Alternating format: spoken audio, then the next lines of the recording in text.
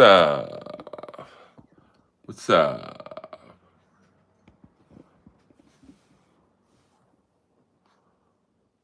Yes, this is live and in the flesh, baby doll.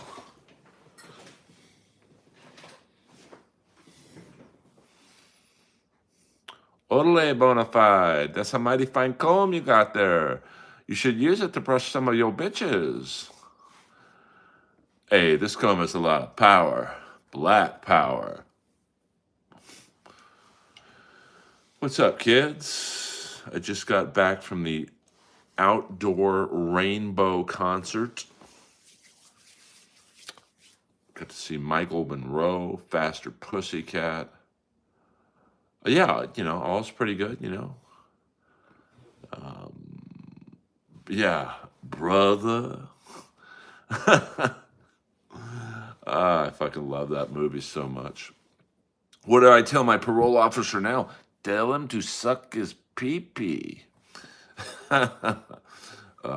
Everything's good, man. There's been some interesting developments at the Comedy Store,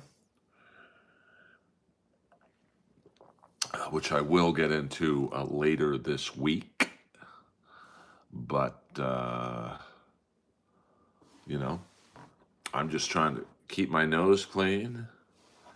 It's Jeff Ridd. I don't know what that means. It's Jeff Ross. It ain't Jeff Ross. I really hope you're not saying that I look like Jeff Ross. That would be cause for a lifetime ban. What up, Jess Jenna? I'm just chilling right now.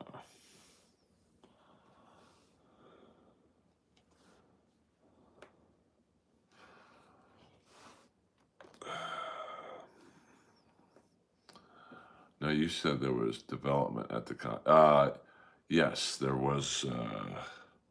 I can get into it when the news is out. I'm not really at liberty to say what Earl, someday you will need to break out your fluorescent pink 80s hair metal, Ibanez, and shred. I have no musical talent, but I did get this t-shirt.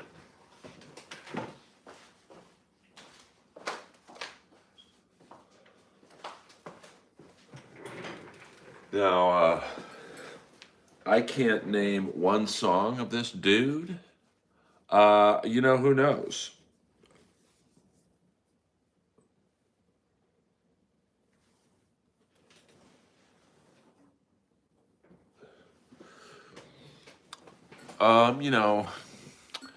Is it good or bad? I don't know, to be honest with you.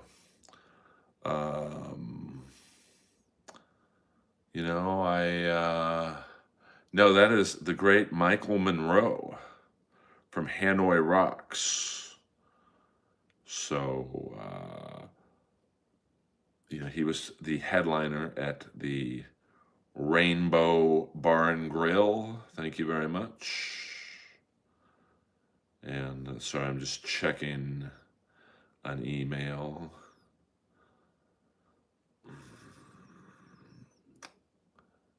Is David Lee Roth, he might be trans at this point of his life. So I hope you guys had a good weekend. I did. I had a good set last night at the Comedy Store. And, that's all I do. I just keep plugging along. That's all I can do.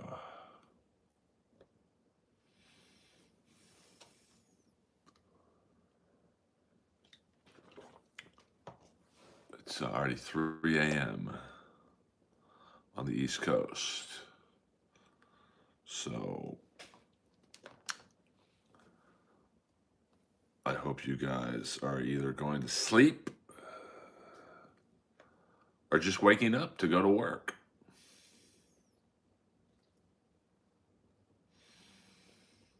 I won't be going to sleep for quite a few hours. But, we'll just see how it goes. Earl, how's the rock scene going on Sunset Strip? It sucks, to be honest with you. I mean, tonight, do a little side view here. Get the light out of your way. Tonight was an exception because the Rainbow was packed, a couple hundred people. You had Faster Pussycat, Michael Monroe, and a couple other people. And then, the Whiskey had, what up, some dude? The Whiskey had, who was it? Vixen tonight. I mean, the baked potato, it's still open, so, I'm not sure exactly who goes there. I mean, back when I used to go there in the early 2000s, um, it was quite a scene there and a great place to catch a jam. Like you could see, members of Guns N' Roses or whoever, there. And, um, it was just quite the sight. It was kind of like the Cat Club on Sunset, but, you know, it was a while ago, so not quite what it used to be. I mean, Sebastian Bach looks horrible, but he does look better. I've sat next to him at, ironically, the last few times at Kiss concerts. So, he definitely has partied hard the last couple years, or the last couple decades, I should say. But, you know, I mean, he used to be a beautiful man. Earl, not to be heavy, but is it a dying art form? Comedy or music or the 80s metal? Oh, he sung great. Yeah, I mean, he's still got the pipes. I mean, I don't know if he smokes a lot, but rock, yeah, it's not what it used to be. Like I'm going to AC/DC next Friday at the Rose Bowl, and I don't even really like AC/DC that much, but I just know that, um, you know, stadium shows like that are, gonna be pretty rare in the next 5 years to 10 years. I mean, there's very few bands or artists that can fill a stadium. I mean, shit, most can't even fill an arena. Most can't even fill small theaters. But you look at like ACDC. I mean, they're playing 100,000 seat stadium, and I want to go see that. Just to see it. And um, you look at Iron Maiden. They're probably pretty close to calling it quits, and you know who else? I mean, the Killers. I don't know if the Killers could fill the Rose Bowl, but they play stadiums overseas. Obviously, Guns N' Roses can fill pretty much any venue they want. But there's maybe 5 to 10 artists and or bands that can do that. Taylor Swift can play the Rose Bowl pretty easily, multiple nights. Um, well, I mean, I like AC/DC, but I don't know if it's AC/DC anymore. It's Brian Johnson on vocals, and who knows who's the drummer. It's basically Brian and Angus. So I did see Pantera with Zach Wild when my friend Frankie Sidoris, who is the rhythm guitar player for Mammoth, Wolfgang Van Halen's band. It was Pantera. It was Mammoth, Pantera, and then um, Metallica. And I went, my favorite two Metallica songs are Whiskey in a Jar, and that's a cover, and Enter Sandman. And they also played Sunday Night.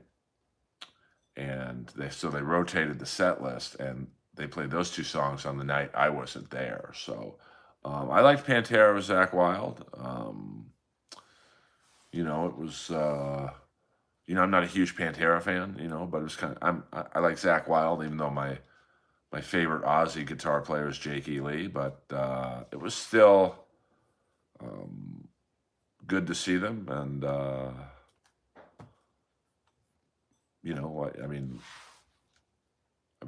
it's a spectacle. Yeah, no, yeah, it was, Enter Sandman and Whiskey in a Jar. but they played those on Sunday night, and they rotated the opening bands. I think Sunday night was Five Finger Death Punch, and maybe somebody else, or Five for Fighting, or Five Finger, one of those bands. I don't know. Um, I never got into Black Label Society. Just a little too hardcore for me. I like the softer metal.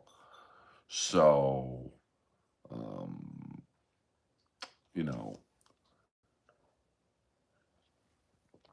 uh, but that I don't think uh, Metallica is going to have Poison open for them. So, um, yeah, I mean, I don't really know what's considered metal these days.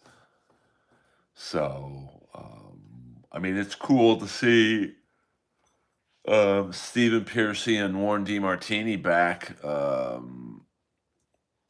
together. I mean, that's probably as close um, as we'll ever get to a Rat reunion. I don't think Stephen and Warren get along with Juan and Bobby, um, so I mean, I don't know.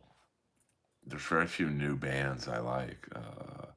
I mean, you're getting to the point now where the Killers are an old band. Weezer is an old band. So, I never really followed the bands that came after those guys. I mean, my ex, she tried to get me into 21 Pilots. I don't know. They didn't do it for me. Uh, I mean, there's tons of new bands. I just don't, it's hard for new bands to get exposure basically because MTV doesn't play videos anymore. So, like when I was a kid, I mean, that's how I got into Rat. I didn't even really like Rat when I first heard them, and then I just saw the video for Round and Round. That was on loop, and then Back for More was on a lot, and Wanted Man was on a lot. You Think You're Tough was on a lot. Lay It Down was on a lot, and so I was like, these guys are great. So the Butthole Pumpkins, I don't know who they are. Are they a cover band of the Butthole Surfers? Hey-oh, hey-oh, hey-oh. So yeah, I don't know. Yeah, I mean, I love the Killers. I mean, I've never seen them with the original four. I've seen them several times with Dave, but not with Mark, the bass player. So Earl, white male testosterone dominated rock music was systematically erased. Well, it's just times changed. I mean, I don't know if you could have some of those videos, like the Motley Crue, girls, girls, girls with all the bimbos, or who's probably the leader of that category was David Lee Roth. I mean, when this stream is done, look up David Lee Roth's video for A Little Ain't Enough. It's all girls, big tits. He's got a scene where they're on the pec deck going like this, and then he's walking behind them when they're on the Stairmaster, and they all have like G strings on. I mean, David Lee Roth, he went for it, in his videos. But that's why almost 40 years later, we're still talking about it, so. Yeah, but I think David Lee Roth, it was a sense of humor to it. Like he's in a gym with just random hot girls on the elliptical and they're sticking their asses out. Um, so yeah, I mean Tawny really was. I don't know if I would say ahead of her time. I mean, but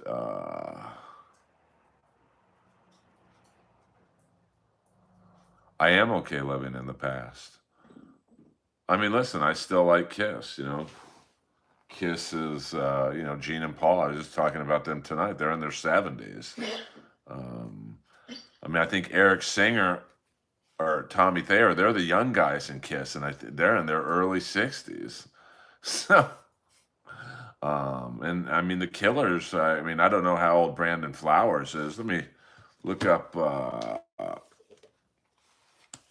How did it just die? It's, I think when Nirvana came along, I mean, with 80s metal, it died for a couple reasons. Like, one, the bands all started to look and sound alike. So, you had like Rat come out, and when Rat got popular, Brandon Flowers, 1981. So he's 45 years old or 44 years old. So, um, I think so. You had Rat copy bands, and then you had copy bands of the Rat copy bands, and like Cinderella came out, and then you had Britney Fox come out, which sounded just like Cinderella, which is funny because the lead guitar player for Britney Fox was a founding member of Cinderella. So and he was kicked out of Cinderella because he was deemed too ugly by record executives. And then you had bands that were trying to copy the Britney Fox sound. I mean, and then you had a new, younger generation of grunge bands who just made the '80s bands look ridiculous. I mean, and I think no one really saw it coming. I think there's the famous story that who was it? Janie Lane from Warrant walked into I think they were on Atlantic, and he walks in the business office one day, and there's a huge mural of cherry pie, and then he came in like a month later or something, and there was a huge mural where the cherry pie video was, but of Alice in Chains, and he apparently, this is urban legend, he said, "Who are they?" Like, you just didn't see it coming. So, you know. Oh yes, I love Kane Roberts. Kane Roberts put out one of my favorite solo albums.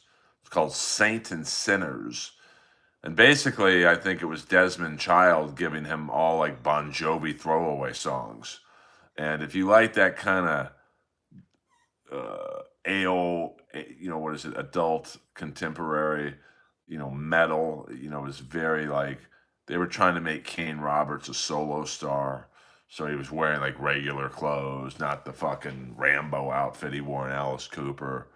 And, just in, it was 91, 92, right when the grunge was taking off. I mean, you couldn't um, pick a better or worse timing to put out an album like that.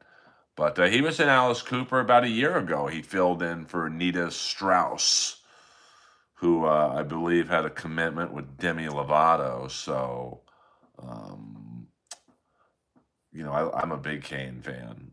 Um, he, he had a good run in the '80s, and then in the '90s, a lot of those guys were just like lost puppies. They didn't know how to adjust. That's why a lot of them. I don't know about Kane, but a lot of them. Um, went to Nashville and just did undercover session work. So, um, yeah, Kane was a big boy. Yeah, see, I only like really, well, I mean, I like Alice Cooper's classic hits. But I like his '80s output. Hey Stupid, the two albums he did with Kane. So those are three albums. What was it?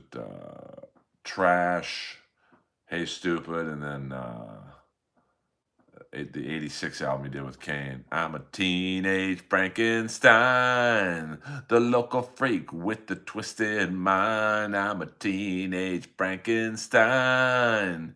These ain't my arms and my legs are fine. Um, yeah, I mean, I love the Dead. I love the Dead. So, I mean, but when Alice Cooper goes, there's going to be a real shortage of theatrical rock without Kiss. I mean, I don't think it was, but you could say that about any genre. I mean, look at when boy bands were huge. You had the Backstreet Boys, you had NSYNC, you had O-Town, and all these other bands, and then one by one, the album sales started dropping, and now you see that a lot with younger bands once their fan base grows. So by the time, say, the Click Five came around, you know, the boy band fans had moved on, which is too bad because a band like the Click Five was fucking great. Like they were all graduates at the Berkeley Music Institute, so they could play their instruments, and they were kind of like the Cars, um, meets Boston, but and they had a nice run. I mean, they had that one big song, "Just the Girl," but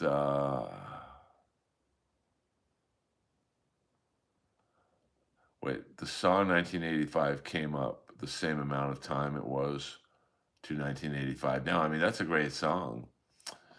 Oh, yeah, I mean, well, ultimately the people decide.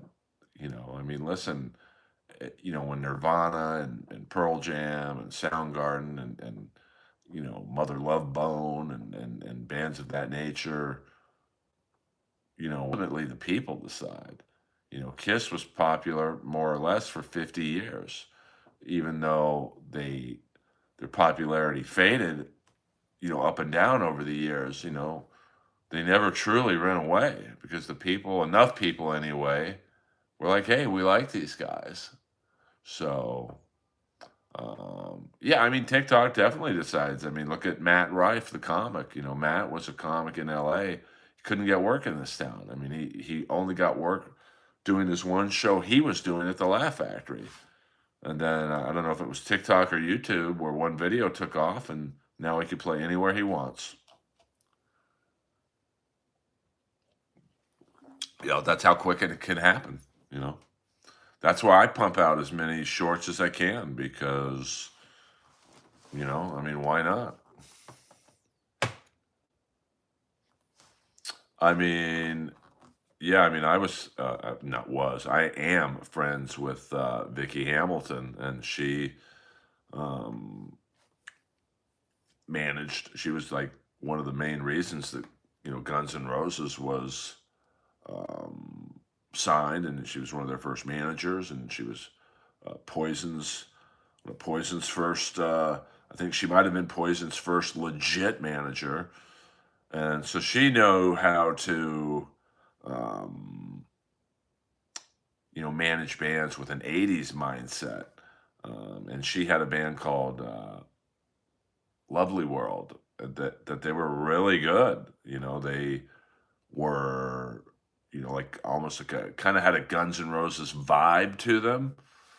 And, it just, for whatever reason, it was hard for, um, I think, her to adjust to the TikTok, um,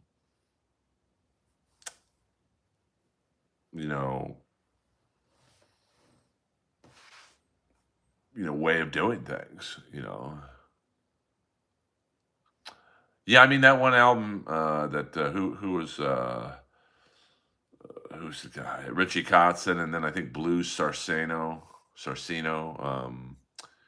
He was they had replaced CC, but it just wasn't the same. Unfortunately. But Poison was probably going to take a dip anyway. Do you think that Matt Rife looks like Eric Robertson, the Pope of Greenwich Village? Yeah, I mean, absolutely. He's a good-looking kid.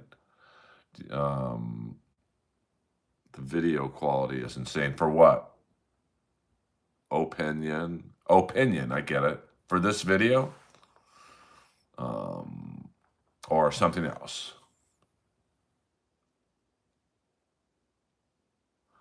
Yeah, I tried to get on Mayton's podcast, but so far, no luck. I think I would do quite well on that.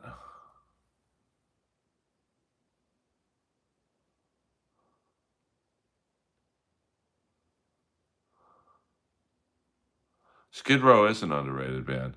Oh yeah, I mean, that's why the Rolling Stones, shit, they're the ultimate survivors. Um, I mean, Rat kind of like, even though they took a bit of time off, they've survived. Um, I mean, people are fickle. Things change. Look at disco. I mean, this is crazy to say for those of you who weren't around, but the Village People were the biggest band in the world for like 1 year, like 78, I think 79 at the height of disco. Like, I mean, that Macho Man, YMCA, and the Navy, Go West. I mean, they were on every talk show you can imagine. And then, disco kind of, at the 80s with the Cars being popular and Pink Floyd and a concept album, disco was, I don't think I've ever seen a genre, even 80s metal, fall so fast that when disco did. So I would love to go on Matan's podcast because, I think, I'm quick enough to keep up with him, but he probably doesn't know who I am, to be honest with you. Well, I mean, it is sorry for Andy Dick. I mean, the guy's pretty fun. Was pretty funny, and now look at him. No one will work with him. No one from the industry talks to him because he's a fucking pariah. You know, um, it's just unfortunately it's he's burned a light. He's the epitome of what you call burning bridges. I know that's Kevin Brennan's old podcast name, but like he can't come to the Comedy Store anymore. He's been kicked out of there multiple times. And, uh, sir, you are a legend. That will never happen to you. I'm not sure what you mean by that. What will never happen? Uh, oh, yeah. I mean, Holtzman's the best. How many times you met Louis Anderson? I was friends with Louis, Message Hell for Review. These are always fun. Andy Dick has ditty tendencies. I mean, yeah, he's just fucking creepy and like a drunk. Um, yeah, I mean, Stanhope, him and his crew go hard in the paint. You'll never be. Oh, I see what you're saying. I mean, I think I've probably, but I'm not creepy. Like Andy Dick has been creepy. I mean, he touched me on the dick once. I'm like, get the fuck out of here, man. Like, and I punched him. I think Rogan's talked about that a few times. I mean, I think if I've done anything wrong, it's that I'm really honest. And, like no one calls me a liar. So, um, I mean, Andy Dick is on everything. Um, Message Hell for Review. These are always fun. So Andy Dick isn't a work. No, 100% not. He's just a fucking drunk cokehead. Um, yeah, he is known for groping dudes. So,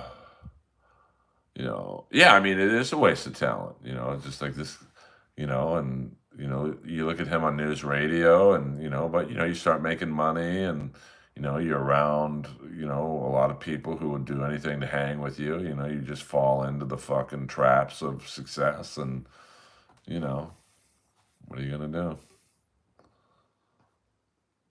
I don't know who that is. Oh, yes, Andrew Penis. I see what you did there. Sorry, man, I'm a little tired. No, but no, I don't think he'd be back on. I mean, I believe he is Pat Patterson level.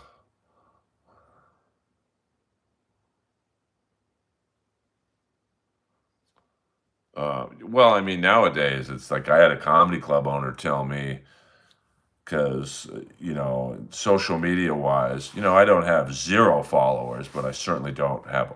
Matt Rife has 9.4 million followers. I've got 12,000. So that's the gap. And I was talking with this club owner, and he was like, I won't headline anybody unless they have 100,000 followers. So, like I have a friend of mine, she's big on TikTok. She's not a comic. She's got like 1 million followers on TikTok and Instagram. She just shows her tits basically.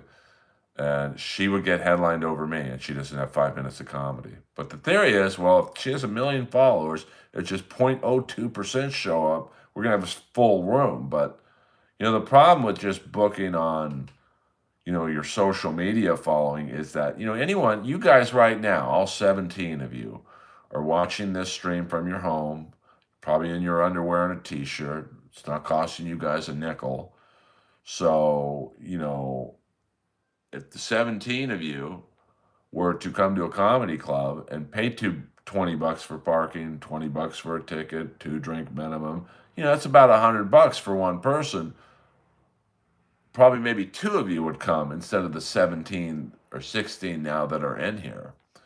So, by the way, oh yeah, social media has ruined everything. I 100% on that. It's, you know,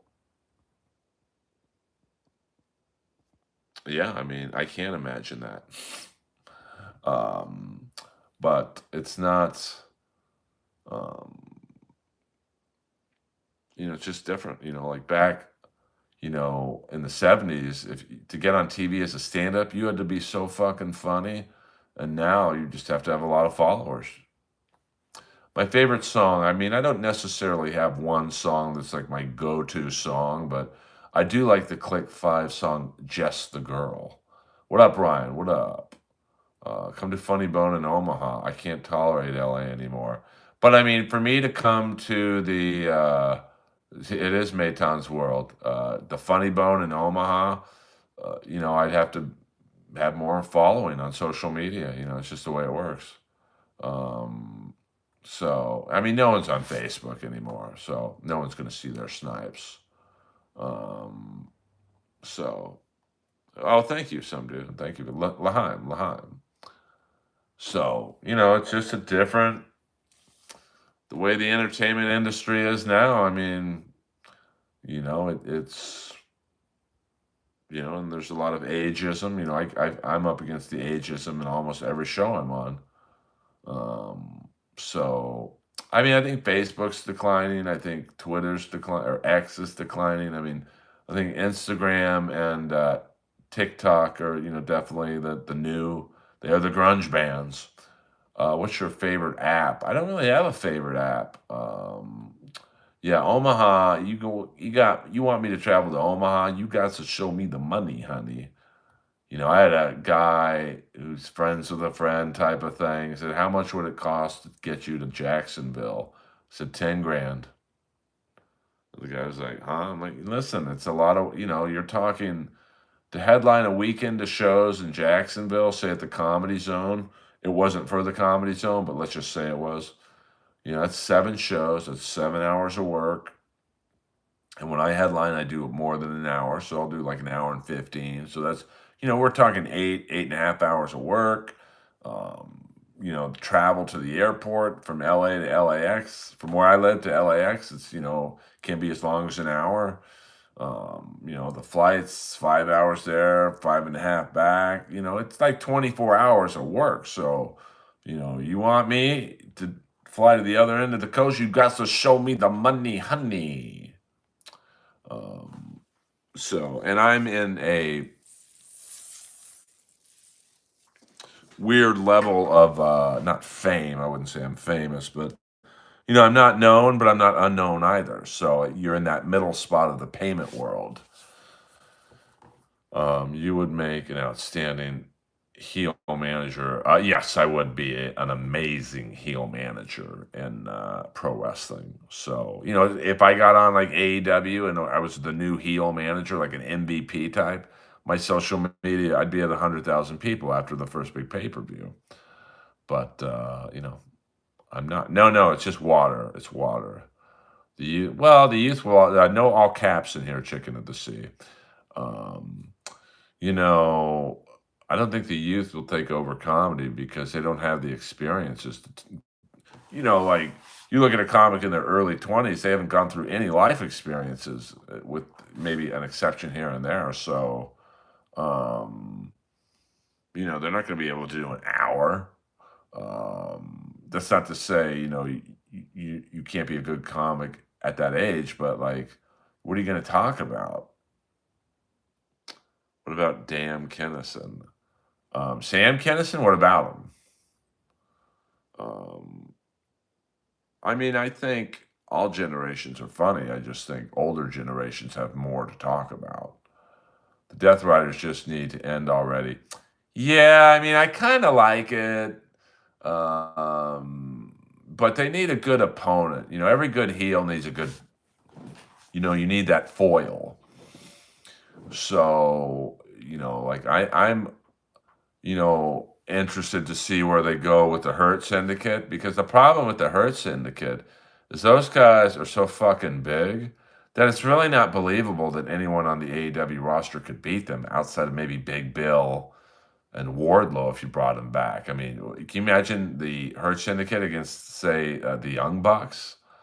Living Color was a great. The first couple seasons when no one was making the money, honey. Like when Jim Carrey was still somewhat of a struggling, performer. Like there was just a hunger on that show. Tommy Davidson, David Allen Greer, Keenan Ivory Wayans. So yeah, 100%. Hey, if we could get me on the Matan show, hook it up, man.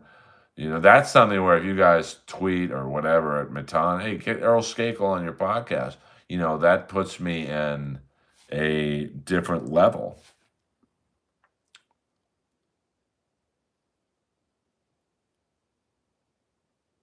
I am brutally honest. Um,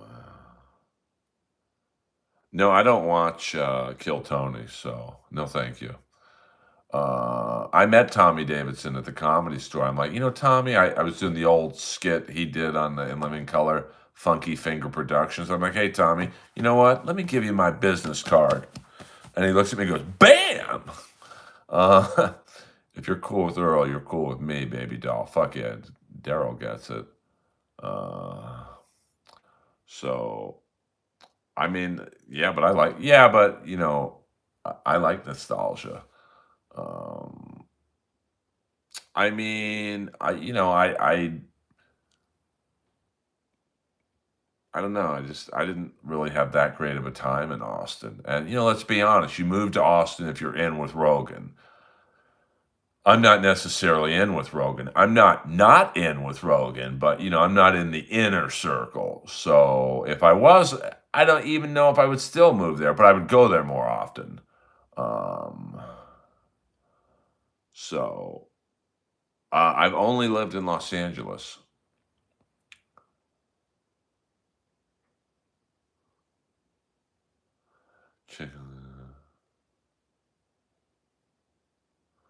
Well, that's how I get a lot of my laughs are, with like the young, last night at the Comedy Store, it was a very young audience, but they're still laughing at me talking about Rat, even though probably 98% of them did not know who Rat was. They laugh at not necessarily the joke, but my enthusiasm for the joke. Um,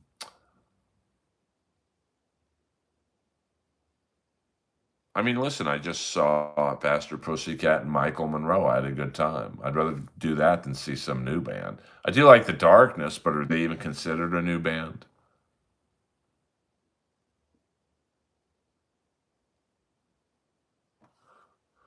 I mean, I like Joe. Joe's always been good to me. Like, I mean, I told the story before, so I don't want to repeat myself too much. But, when I walked into the mothership green room, which not a lot of people get to do, it's a very not secretive, but it's a very secluded space there. Um, First thing Joe did was get up. He gave me a big hug, said, "Welcome to my club. You need anything, let me know." Um, so, guy with nothing to lose act is always funny in stand up. Well, I think with me, it's like I don't give a fuck. So people like that. I guess you could say that's nothing to lose. Um, so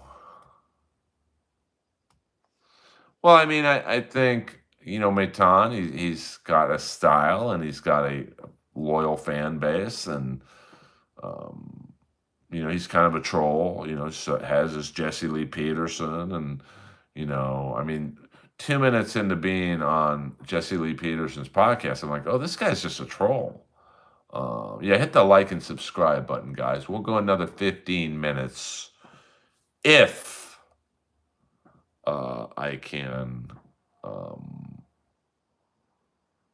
Yeah, but dude, I don't listen to new music, so I don't know much about Maitan, to be honest with you. So, someone sent me a clip of him and David Lucas, and I was like, I can't watch this. I don't really care to watch anything with David Lucas in it. So, I'm 56 as well, my man. Um, well, I mean, I'm just saying from the clips I've seen, like, he's like a provocateur, if you will. So, um, you know, well, I mean, David Lucas is just doing the Patrice O'Neill thing. I don't need to see a Patrice O'Neill light. I saw Patrice O'Neill, you know. So, do we have a flat cat sighting in here? We do have the late night mod in the house. Who is disgusting, Matan or David Lucas? Fishing with David Lucas podcast. You couldn't. I'd rather put a bullet in my head than watch that. How about Cam Patterson? I mean,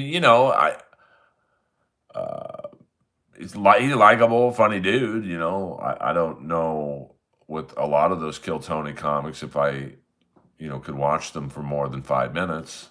I mean, it's one thing to be funny for a minute with the sound effects and Tony and Red Band and 2 or 3 panelists and a band. Do that shit for an hour with no backup, and then you'll impress me.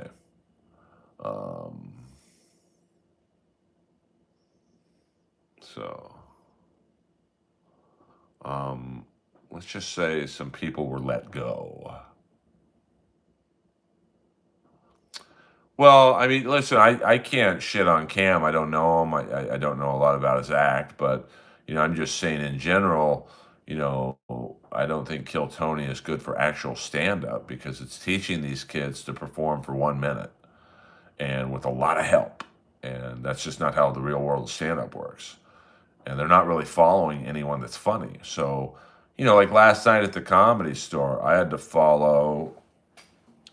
Let me pull up the lineup.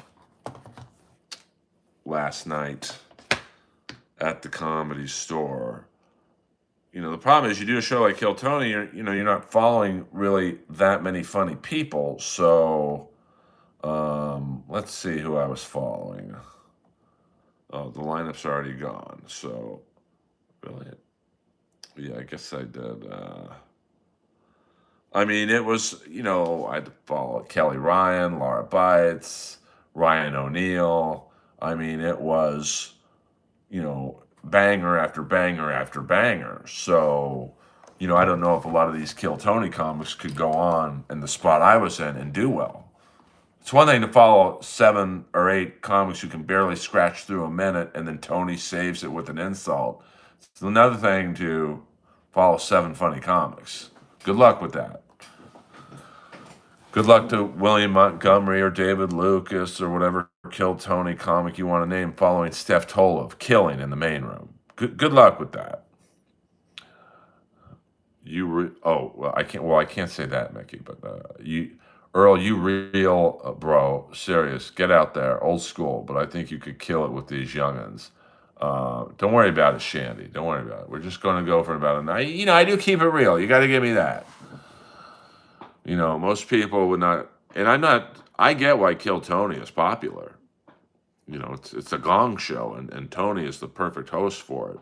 Most people would not say, I don't think it's good for stand-up because they want to get on it. I've already done Kill Tony 5 or 6 times, so that need, that thirst has been quenched. So I can be a little more honest, I can speak out about, say, Jeff Ross because I don't want anything from Jeff. I want nothing from him. I need nothing from him. So I could say, hey, he fucked me on 2 shows. Most people wouldn't do that because they want to work with him in some capacity. Again, I don't. Well, I mean, look it up. But even if you don't know the Gong Show reference, it's still, it's almost self-explanatory. You look up the Gong Show and then watch Kill Tony. You're like, oh, this is the same show. It's celebrities shitting on these people who think that they're not in on the joke. And I think a lot of the comics on Kill Tony are not in on the joke. They don't realize that the audience and probably the panel is wanting them to be bad so they can zing someone. Because if someone's doing good on Kill Tony, just like if someone was doing good on The Gong Show, there really wasn't a lot to say.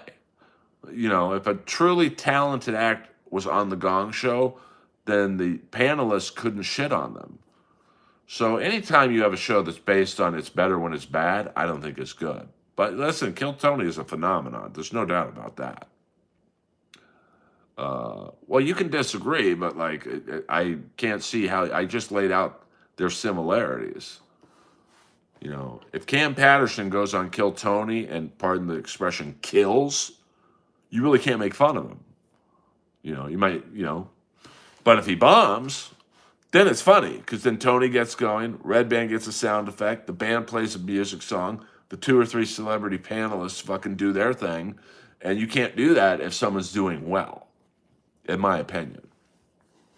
And I've been, like I said, I've been on the show 5 or 6 times, so I know how the show works. So I have an insight that people just watching it don't really have. Because the few times, you know, almost every time that I was on, when I got in a good line, it was because someone was bombing.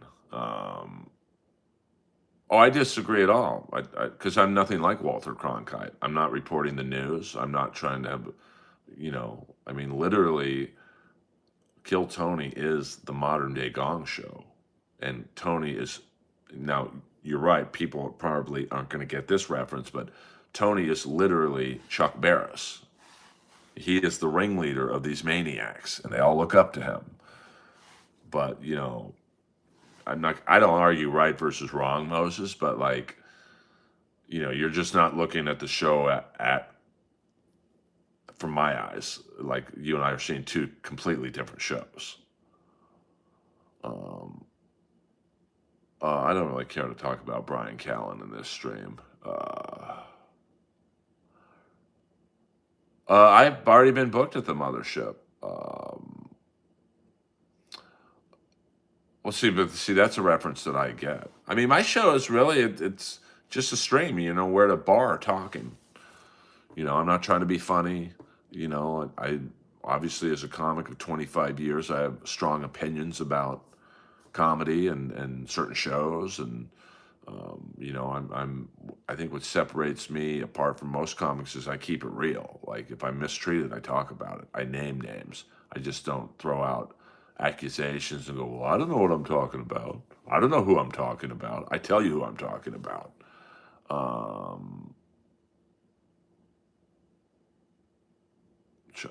I think Kill Tony branched out of your roast battles. I mean, it's definitely got some roots.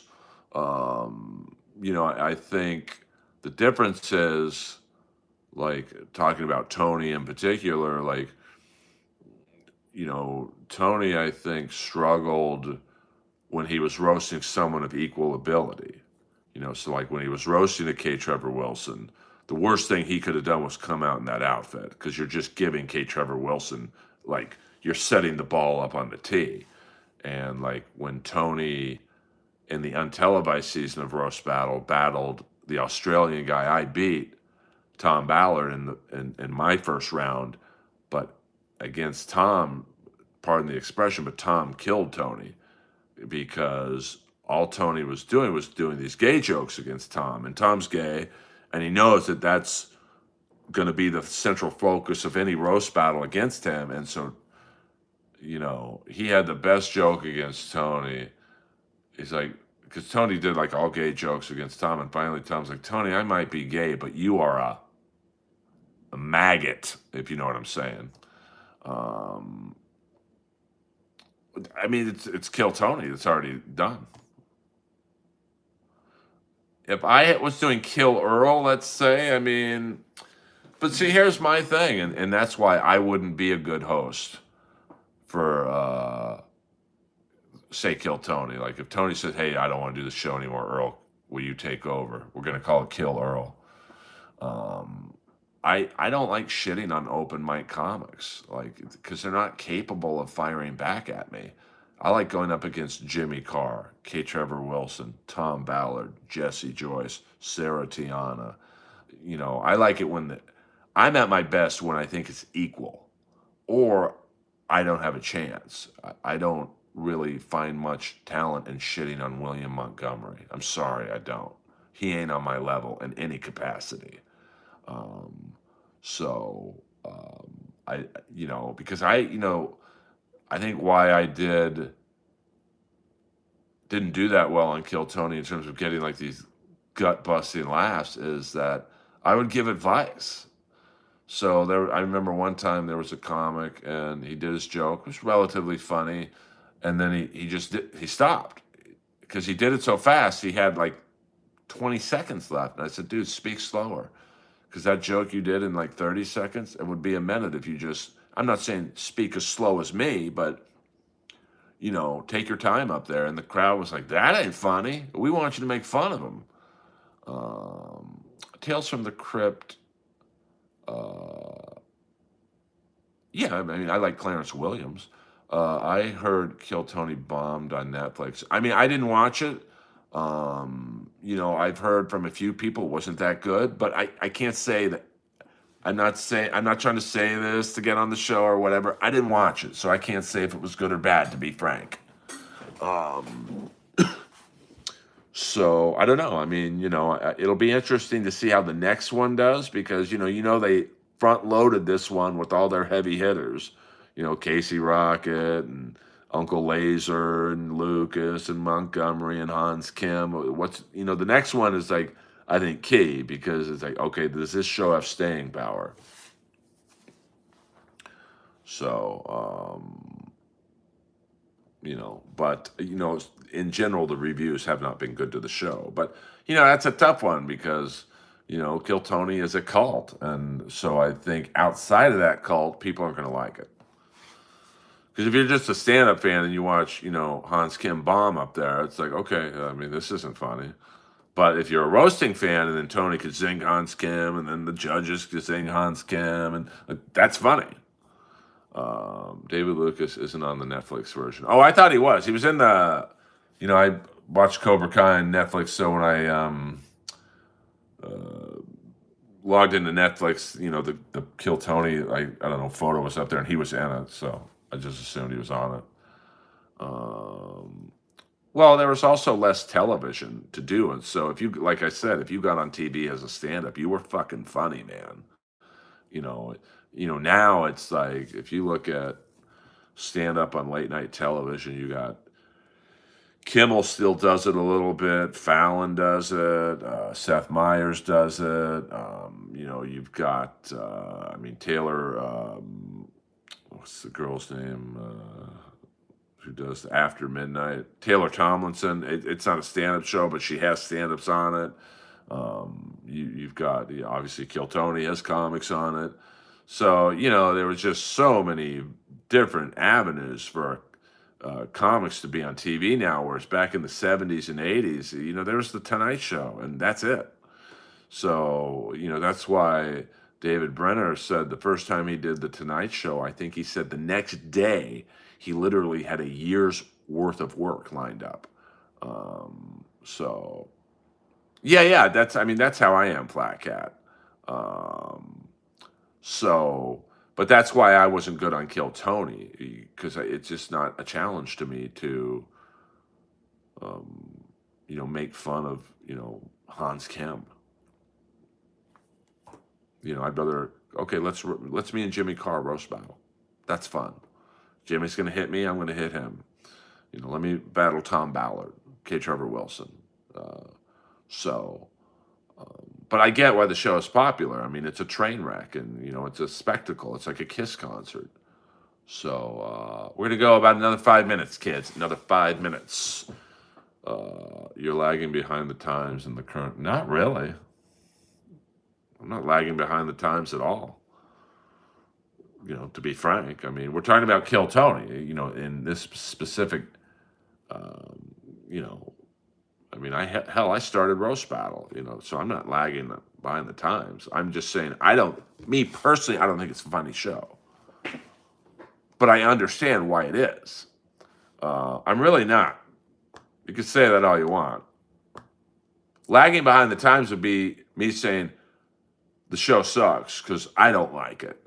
I don't like country music, but it's not to say it's not good. Um, I mean, late night comics, it just doesn't mean anything anymore. I was on a show the other night with someone who had just done one of the big late night TV shows. We were basically at a shitty bar show. So that tells you what getting, she's not getting a year's worth of road work from her late night appearance. Um, so that's how the business has changed.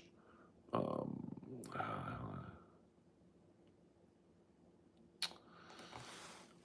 well, I mean, I think, I don't know. I mean,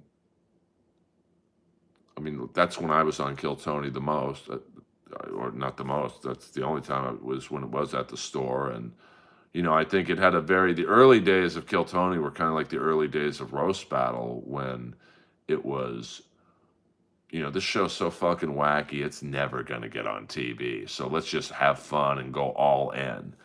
And of course, like anything, the bigger a show gets, the worse it gets. It's like a bigger a band gets, the worse they get. Rat, their album sales went down with each album because they got more money, the pussy, the drugs, and it kind of, the hunger wasn't there anymore. And that was the same thing with Roast Battle. The second it got on television, it sucked. Um, and, as someone who was there from day one to the end of, maybe I think I quit the show 5 years later, but like, everything that Roast Battle isn't became the TV show. Fake battles, phony judging, people who don't know each other battling. And I do see what's happening on the Sunset Strip. It's pay to play. Music is dead on the Sunset Strip. That's why a night like tonight does well, because they go back to established acts like Faster Pussycat, Michael Monroe. I mean, unless you're getting Taylor Swift involved, like, music is dead on the Strip.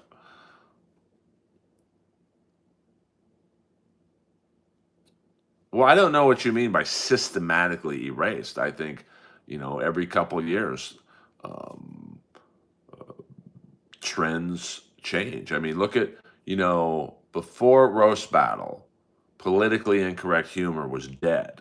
And then we started that small show in the Belly Room, and it blew up, and politically incorrect humor was huge for like the first 2 years of Roast Battle. And then the Me Too movement hit. So politically incorrect jokes, I did a joke once. I was battling someone who was gay, and I was like, bro, the only way you won't get HIV is if they take those letters out of the alphabet. And it killed. Uh, and then, the Harvey Weinstein shit hit, and then people didn't like that kind of humor anymore. And now Kill Tony's big, so they do like that humor anymore. And that's what I mean by music. Um, but see, I disagree with you. I don't think they're guided. I think, you know, music, like if you take, I mean, it's a great roast battle joke. I am thinking about it. Bro, I lived on the Sunset Strip. I lived through the 80s. I lived through the 90s. The same thing. So don't tell me what the strip was about. I was there. Um, if you look at 80s glam, it was just a phenomenon. Now, I will agree with you. MTV made a lot of those bands, Rad included. But what brought grunge in was just people wanted to change. That's why disco got old. People wanted to change. The bands look alike, they sound alike. People want something new. That's why shit gets, it's like Dice and Kinnison. People loved dirty comedy for a while. And then the jokes get stale and old, so they want someone like Jeff Dunham or Jeff Foxworthy. So the Shoolies. Yeah, well, I will agree with you there. The Shoolies absolutely. Yeah, I mean, like, punk. Punk's a great example of, they all sounded and looked the same. So then Motley Crue, Rat, and Quiet Riot come out. No, let's listen to these guys. And then you had copycat bands of those bands, and then you had copycat bands of the copycat bands. oh, it's Nirvana, they're kind of new and fresh. Let's listen to these guys. And the same shit happened to Nirvana. All the grunge bands sounded alike. And then boy bands and Britney Spears and Christina Aguilera came along. And then, oh, they will listen to these guys. And then that got old. And then bands like, Weezer and the Killers, I'm sure in like, a year or two, roast jokes aren't going to be popular anymore. And then, where did Zappa come from? I mean, the 60s counterculture. So, a good discussion in here tonight, guys. I love it. I love it. And I don't want people agreeing with me. This has been an hour and 5 minute stream that's gone by like that because we're not arguing. We're just disagreeing and whatnot. And so before I go, I'd like to say thank you to Flat Cat for the moderating duties. Pop music has always been controlled, but there's always manufactured bands. You look at like the Click Five. Look up the Click Five. They were kind of a manufactured, the Backstreet Boys meets the Cars. But I think what separated them from a lot of the manufactured bands was they were actually capable of playing their instruments. So I thought they could have had a longer run, but they kind of came in at the tail end of people digging boy bands, and they just, they never really got traction. MTV, when they played videos, absolutely, I would agree with you and Moses that, if you could get your band on MTV, you were going to make it.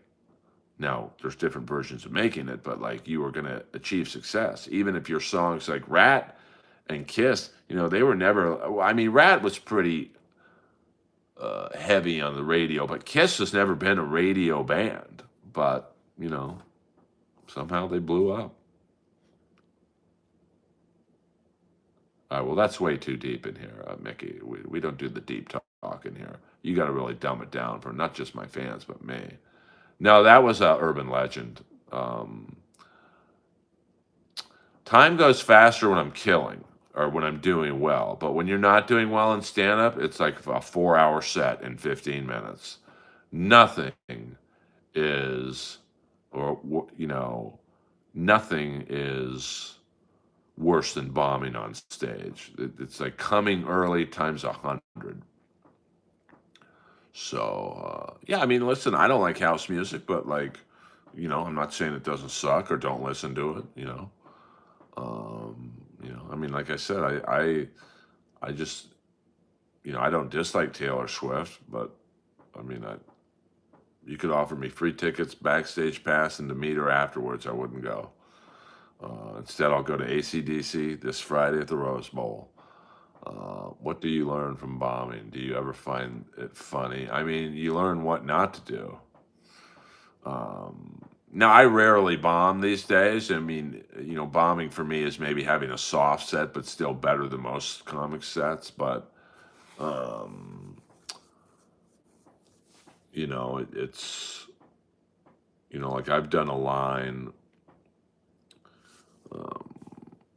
lately when, it's a packed room and say there'll be an open seat in the front row. And I'll be like, hey, if anyone who's sitting in the back with the pores wants to come out, sit here, come down here on my dime. That joke's never gotten a laugh. And I know why it doesn't get a laugh, because the people in the back think I'm calling them poor. It's just funny to me to say that, the pores. So when that joke doesn't do well, like, I know, okay. I know when an audience is hot, that joke's going to do well, because it's like the stupidness of me saying that is funny. But, sometimes when the crowd's tight and I drop that line, it always bombs. But I'll still do it anyway. Fuck it. Well, I'm just kidding around. I'm a 56-year-old dude in leather pants. Like, come on. This is a fucking show. So, all right, you guys. The plebes, come hither. Earl Skakel over and out. Went into the studio with a Casio and Mr. Microphone. The Rock was dead in the 80s, early 80s. What are you talking about? You had Judas Priest, you had Iron Maiden, you had Kiss was on top of the charts, and they were a band that was fading, but, rock was not dead in the 80s. But, what's rock to you? Springsteen is rock to me, rock and roll. He was killing it in the early 80s. So I love you guys. Mickey, always a pleasure matching wits with you. Moses, hit the like and subscribe button. Earl Skakel over now.